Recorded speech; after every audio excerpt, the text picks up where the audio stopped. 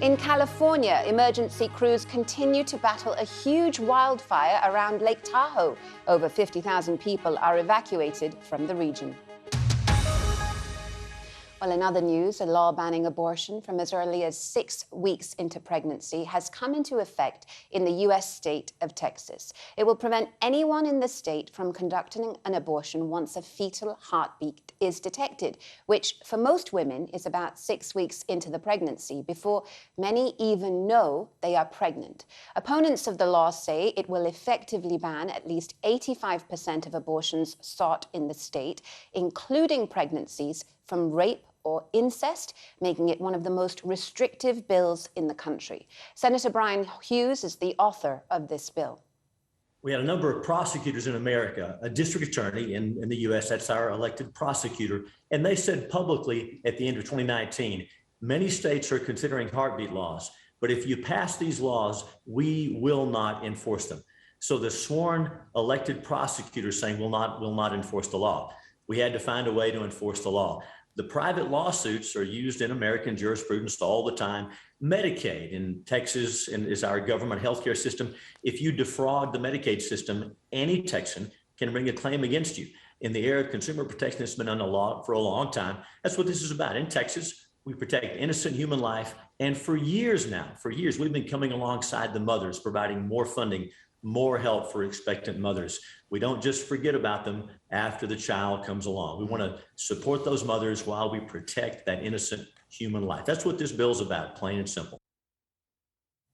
Senator Brian Hughes there. Well, Samuel Lau is the Senior Director for the Advocacy Communications at Planned Parenthood Federation of America. He joins me now live from Washington. Great to have you on the program. Can I start by asking you, what does this mean now for women in Texas? Well, thank you for having me. To put it simply, this means that accessing abortion in Texas is nearly impossible for the 7 million women in Texas of reproductive age. As you said, this is a ban on abortion after 6 weeks of pregnancy. That's before many women even know that they are pregnant. So it is an incredibly dark day in Texas. It is a very, very hard day for the healthcare workers and staff. And of course, all of the people across Texas who are now confronted with incredibly large obstacles if they would like to get an abortion. Samuel, is there any chance of this being overturned at a later stage by the Supreme Court? I mean, we have heard, objections from as high up as President Biden, who has said that the bill is extreme, warning that it would significantly impair access to abortion care, particularly for low-income Texans and racial minorities.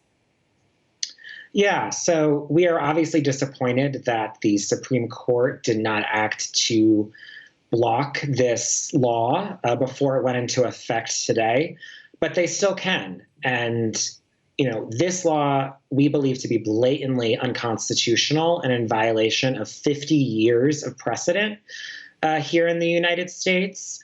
We are, Planned Parenthood and our litigation partners are going to continue to fight this in court. And we continue to call on the Supreme Court to block this blatantly unconstitutional law that, like I said, has made the constitutional right to an abortion practically inaccessible in the state of Texas, which is the second largest state in the United States.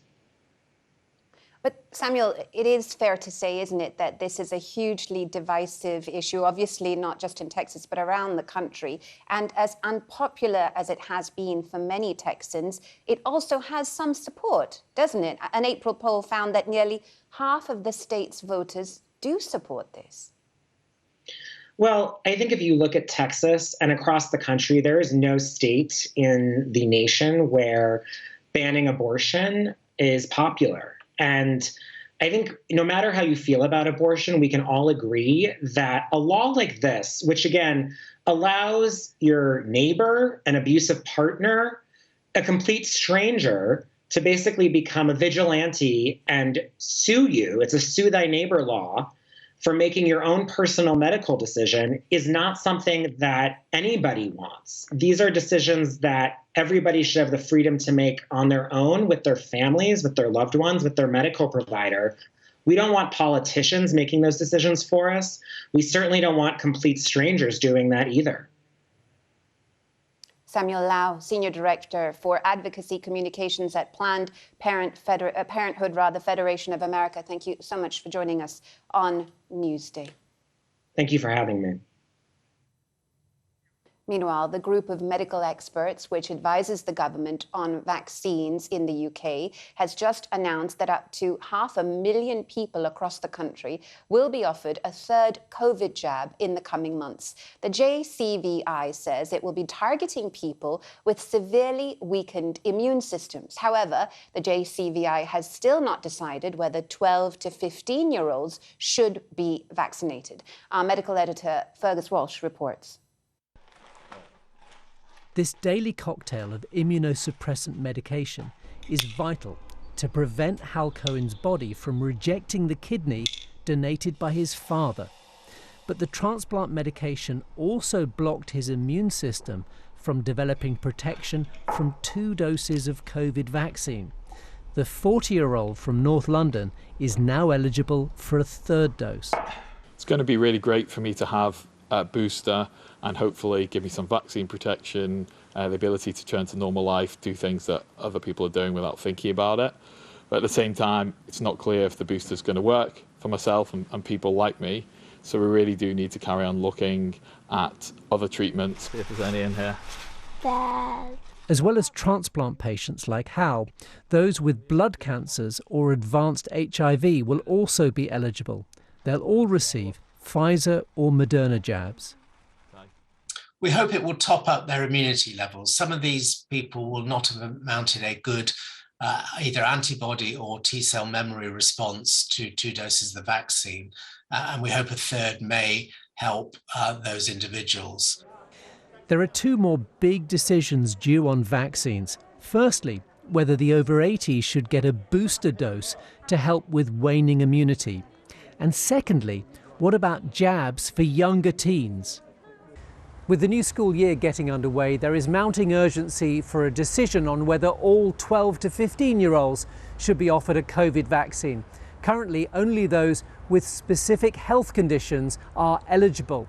But the scientists making the recommendation say they want to see new data on the benefits and risks. This is Emma just before she got COVID. More than a year later, the 14-year-old often struggles to walk because of persistent nausea and dizziness. A new study has found a significant minority of children do get long COVID. Yeah, so I had to be in a wheelchair because basically the dizziness is triggered, or it gets worse by me walking around. If I start walking around, I just feel like I'm going to pass out. So it was very hard for me to get around school. Vaccinating all over 12s would help suppress COVID outbreaks in schools. The US, France, Spain and Italy have all taken this approach. A final decision in the UK may come next week. Fergus Walsh, BBC News. Well, let's go back to our top story, to Afghanistan. With the Taliban now back in control, the country's dwindling Sikh community faces an uncertain future. The history of Sikhism in Afghanistan dates back to the 16th century, but many Sikhs have fled since this latest Taliban takeover, even despite assurances that they would be safe under the hardline Islamist group. Well, I'm now joined by Karanjit Gaba, who is an Afghan Sikh refugee who left Afghanistan with his family back in 2007. He's a model living and working in London. Great to have you on Newsday. Can I start by just, saying many people won't be aware of the presence of a Sikh community in Afghanistan. Tell us a little bit more about the history of Sikhism in the country. Firstly, thank you so much for having me. So Sikhism itself, it's backdated in 15th century, and since Guru Nanak Dev Ji, when he came to Afghanistan, he left his presence there, and since then the growth of the Sikh community has begun, and since then we have been growing, and for centuries and centuries my ancestors and my family have been living in Afghanistan until obviously things got worse and we have to leave the country to come here, or my family members have to go around the other cities. Yeah, Karanjit, how strong is the Sikh presence left in Afghanistan now? Can it survive the latest upheaval? At the moment, not a lot of Sikhs are left behind now. So from what I know, there were some few that were living in Jalalabad. Now they have left the city, and also in Kabul as well. So there were about 100 to 200 people living and staying in the Gurdwara itself. But because things got worse and now they have fled to other places. So from my knowledge, from what I know and what I've heard from the sources who I know of, there are about only 2 to 5 people at each Gurdwara left who will be looking after the Sikh Guru Granth Sahib Ji. And other than that, I do not know how many people are left behind. I know it's very difficult to speculate, certainly, on what kind of treatment they might get in the future, but the Taliban has provided some assurances that minorities will be looked after, despite the fact that there will be Islamist rule in the country. What are people telling you about how safe they feel or how convinced they are of this?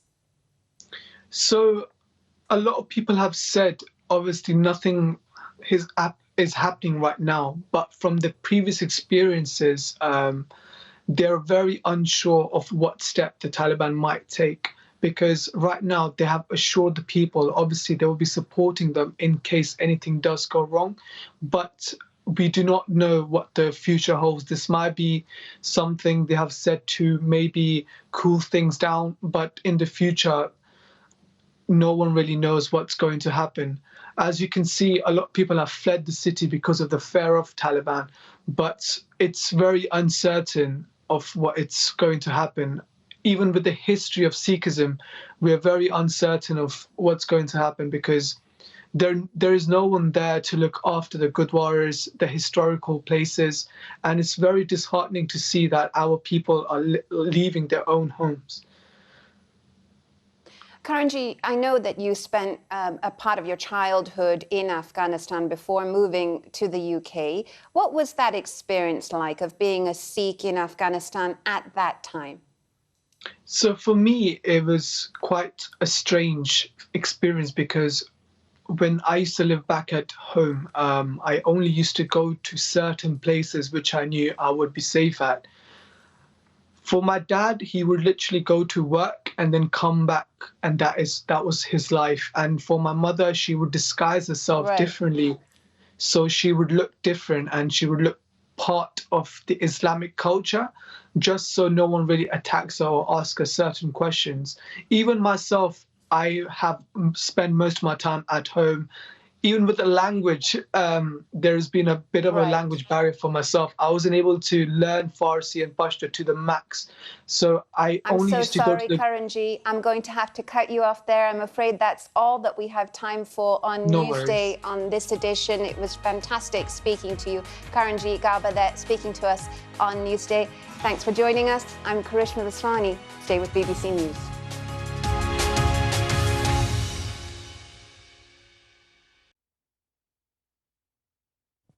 Hello there. On Wednesday, it was a lovely day across Scotland and Northern Ireland. Widespread sunshine and pretty warm, with 25 Celsius recording in Stirlingshire. Further south for England, though, in Wales, it was rather cloudy. In the next few days, it's a similar setup, probably the best of the sunshine across the north, more cloud in the south. And it's this area of high pressure, which we've had for nearly 2 weeks now, pretty much in the same position, bringing that east or northeast airflow. So a lot of cloud generally to start the day Thursday.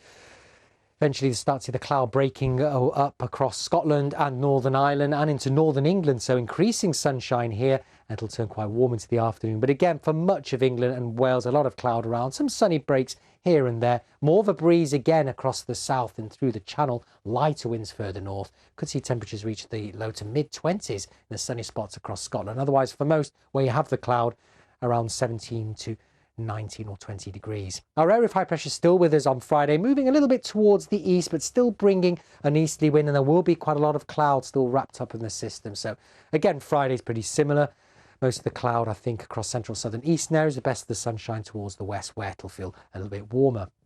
Now, as we head on into the weekend, we start to see our area of high pressure drift in towards the near continent, and with low pressure approaching from the west, that's going to allow a run of southerly winds to develop across the country, and we'll start to tap in to some warmth across France there. So I think a gradual process, but during the weekend, temperatures will be climbing up gradually, and we should start to see increasing amounts of sunshine as we draw up some drier air from the south. Saturday, though, pretty similar to how Thursday and Friday shaping up, with quite a bit of cloud around, but I think later in the day there are signs of increasing sunshine across southern England, South Wales. That'll push temperatures perhaps up to 23 degrees or so, but for most, again, it's the mid to high teens or up to around 20. I think on Sunday there's a greater chance of seeing more widespread sunshine, certainly a brighter day for much of England and Wales than what we've had over the past week. There's winds coming in from the south, from France there, pushing up into around the mid-20s across the south, the high teens further north.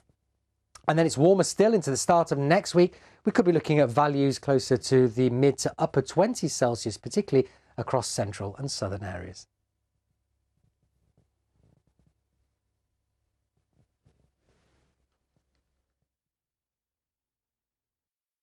Here we are. Click. Click.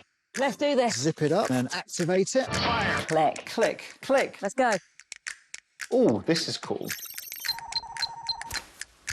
Algorithm. Facebook. Twitter. Data. YouTube. Zoom. Microsoft Teams. AI connected. Container file. Wireless 4G network on the moon. That sounds great. Whoa, whoa, whoa, whoa, whoa. The perfect pizza. Absolutely nuts. If this were a human being, I'd be sticking a mirror under its nose to check that it was breathing. That was quite bizarre. Pop the headset back on and enjoy the view. How cool was that? Lasers. Oh, that was a bit of fun. Your weekly tech update. Click, Saturday and Sunday at 12:30 on the BBC News Channel. Never miss a story. Get the headlines as they happen. And watch BBC News live wherever you are. Download the BBC News app.